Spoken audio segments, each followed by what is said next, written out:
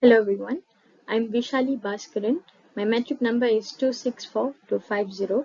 So this presentation is going to be all about the case study 3, which is the smell, taste and touch of money, an accounting policy decision.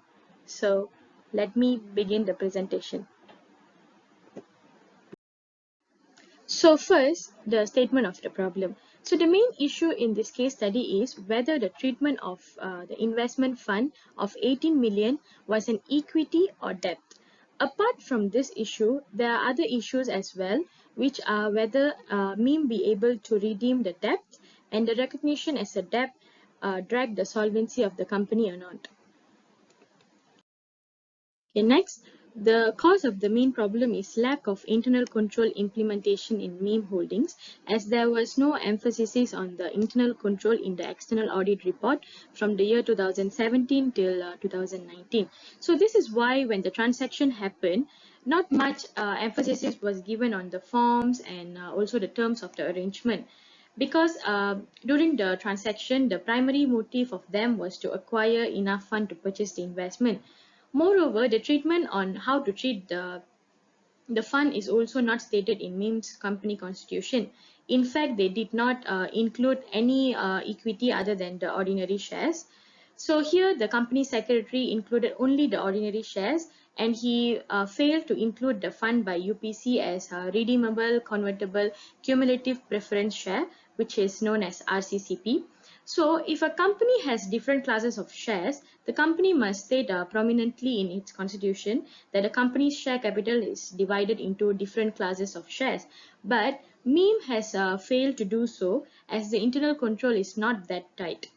So language barrier can be seen among the MEM's employees, and that is why they do not seem to understand the internal control. Alright, so to recognize as debt or equity, well, in my point of view, the injection fund by the parent amounting 18 million should be treated as debt. This is because UPC has full control over MEM holdings, as they are the parent of MEM. So in this case, the parent, who is the UPC, intended to recognize this as a debt, as they want to reduce the financial dependency of MEM on them. Moreover, the board of directors of UPC was only willing to offer a short-term financing arrangement to MEM. Since UPC had made the decision to treat that as debt, MEM Holdings had no other choice than agreeing to them. The parent company and MEM are not bound with the same rules and regulations. Since MEM is a special purpose entity, they won't be affected if the parent company becomes bankrupt, and it is the same for other way around, where if MEM becomes bankrupt also, it is not going to affect UPC at any cost. So the recommended solution for this issue is MEM should tighten the internal control, especially in their documentation process. So MEM has to ensure that everybody in their company is clear and they understand the internal control implementation. So they also should include the necessary informations like the RCCP in the article of constitution. And the secretary also have to be ensure that the documents are specifics and also detailed. Moreover, everyone's task should be monitored thoroughly to avoid this kind of mistakes. All right. So to answer the question of would MEM be able to redeem the debt and had the recognition as a debt drag the solvency of the company, I have conducted the quantitative analysis to answer this both questions. So basically, solvency is referred to a firm's ability to meet its long-term obligations. So to begin with, I started with the liquidity ratio, which is a quick ratio, which measures a company's capacity to pay its current liabilities without needing to sell its inventory or obtain additional financing. So basically, if the quick ratio is more than 1, then it is safer for the entity. It means MEM has enough capacity to pay back the debts. So for the year 2016, the ratio was 2.01. For 2017, 1.31. For 2018, 0.93. And 2019, it is 1.61. So this is basically to check the liquidity of meme.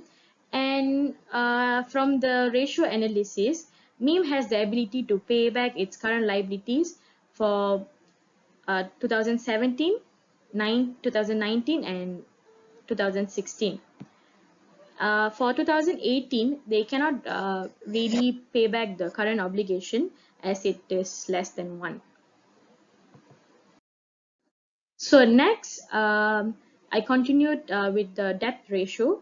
Um, so debt ratio for the year 2016, 17, 18, 19 is 0.44, 0.70, 0.77, and 0.80 times respectively. So if the debt ratio is greater than 1 means the company has more debt than the asset. So as you can see here, for all the years from 2016 to 2019, the ratios are lesser than 1. So it is still considered as good as it is still less than 1. But one thing we have to notice here is it is increasing from year to year. Means the company is almost approaching to a riskier level, because 2019 is already 0.80. So if the company exits 1, it means the company has more debts than the assets. So next ratio is debt to equity. So this ratio is one of the most used debt solvency ratios, and a ratio of 1.0 and more indicates more debt than equity. So according to year 2016, there are less debt compared to the equity. In the subsequent years, which are 2017, 2018, and 19, as we monitor here, the debt seems to be more than their equity. So if the debt to equity ratio is high, then the associated risk towards the company is also high. So as you can see here, I have summarized on the important ratios that is used for solvency of meme holdings. So I have compared from 2016 to 2019 for the 3 main ratios for the solvency.